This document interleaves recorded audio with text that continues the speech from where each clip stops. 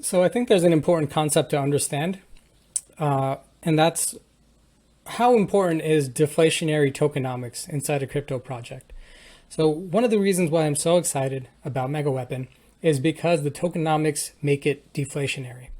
And you might have heard that term, or just in general, you understand in crypto that inflation is not the greatest thing.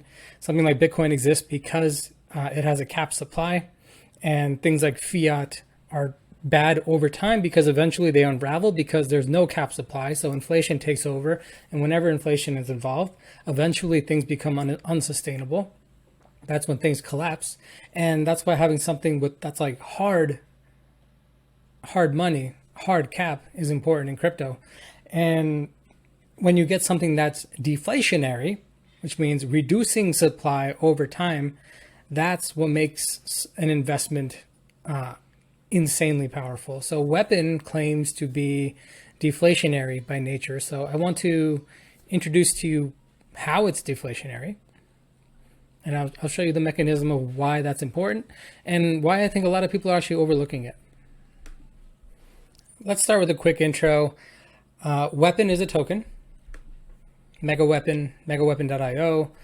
The ticker is Weapon. And this token is going to be a few things. It is holders get a ticket to revenue sharing if you stake it. And once their player versus player shooter game launches, then you can wager your weapon tokens. And, depending on how good you are at the game, you can win other people's tokens or lose tokens. And then thirdly, as the ecosystem of MEGAWEAPON grows, its ultimate ambitions, and this starts just in the next couple months with the new game launching on their platform, but they want to be the Steam of crypto. So they're going to have a platform with several games on them, and a part of the revenue generated from transaction volumes from each game will stream to weapon stakers. There's 10 million tokens in total for Weapon. That's it. So 10 million tokens. And what makes Weapon deflationary? Like what takes that number 10 million and makes it go lower over time? Well, their plan is to have NFT mints. So they call them seasons. So they'll have multiple seasons over time.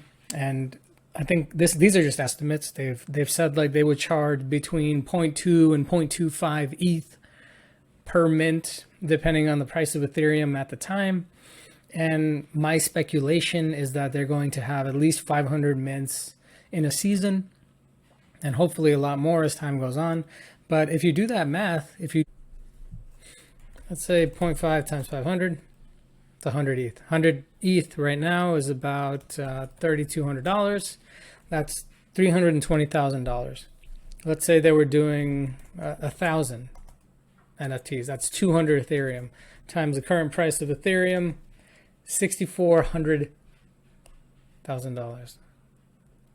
Right now, this $6,400,000. Let's say, how much Weapon is that actually worth? Right now, the current price of Weapon is 425. Let's say the Weapon team took that Ethereum and market bought Weapon with it. Well, they'd be able to get 150,000 Weapon, which would make them, I think, like a top 5 holder currently, based on the current distributions. So they would take this amount of Weapon, which puts them at the very top of the holder category, and then they would just burn it. They would send it to a burn address. So this 150,000 Ether or 150,000 Weapon is no longer available. But when they're actually buying the tokens, it's not going to, the price isn't going to stay at $4.25. Obviously, it would absolutely skyrocket. A price like a buy of that magnitude, I mean, at these prices, it would send it to somewhere in the $5 range, right? And usually when someone buys something, they have an intention to eventually sell it. Well, in this case, there's no intention to sell. It's one-way ticket. You buy it, then you burn it. And the other powerful thing about this is that they're going to have multiple mints. Imagine a popular game with lots and lots of players. And, you look at some of the things that are happening currently with the weapon community is that they started partnering with different NFTs.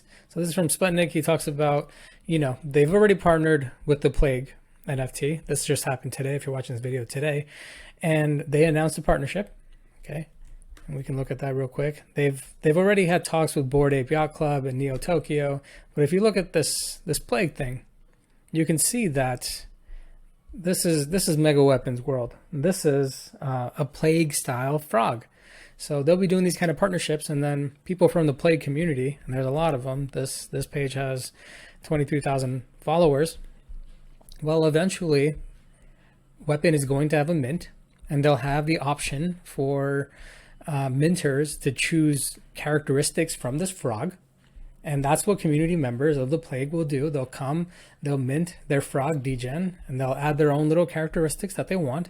And then they'll be able to play with their Plague frog inside of Weapon's shooter, right? You can see how that happens. You can see how they, expand these kind of mint events to different communities. And each time they do this, they're raising 100 ETH, 200 ETH. Where's the cap? I don't know. It just depends on the demand. But every time they do this, they go over to Uniswap. They're going to market buy Weapon, and then they are going to burn Weapon. So how many NFT mints have happened so far? 0. None. This hasn't launched yet, but it's coming. It's coming. They've already started showing previews of how the degenerator is going to work on the MEGAWEAPON website. So if you scroll through, you'll see some examples of their degenerator working. If I don't find it right away, I'll just move on. But yeah, that's where you go to look. And long term, if you do this over a year, what kind of results do you get from it? Well, I want to show you my other favorite project, Luna. Luna is also a deflationary project. And one of the reasons why Luna is so broken to the upside. I mean, it's just broken to the upside. This was the Bitcoin bear market, immediate recovery.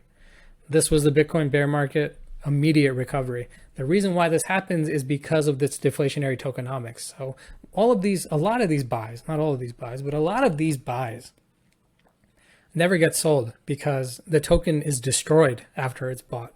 Converted into something else.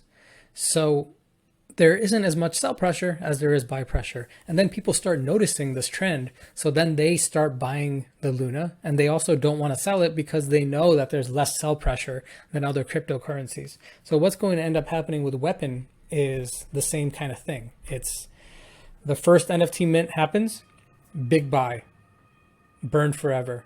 So there's less sell off. And then another one happens, and then another one happens. And then people start to realize, like, shit, this thing is up only. this Weapon thing is up only. Like every quarter, every month, they're having these mints, and it's just sending the price parabolic. And now the supply is dropping and dropping and dropping, and the price is rising and rising and rising. And people, on top of that, stakers are getting paid in Ethereum on top of it. So deflationary tokenomics. You buy today, eventually the NFT mint happens. What happens? Price goes parabolic. Anyone sell that? The Weapon team that just bought it isn't selling it, they're destroying it. That happens again, that happens again. Price goes up, price goes up, price goes up. More people start realizing that Weapon doesn't have that many dumpers. Weapon has the strong tokenomics.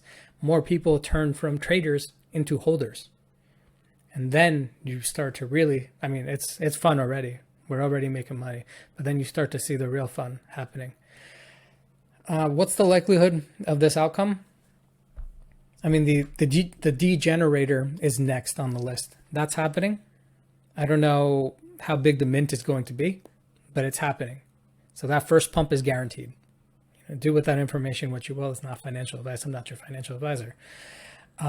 This community stuff, I think it's inevitable. They've showed it. They've showed the partnerships here.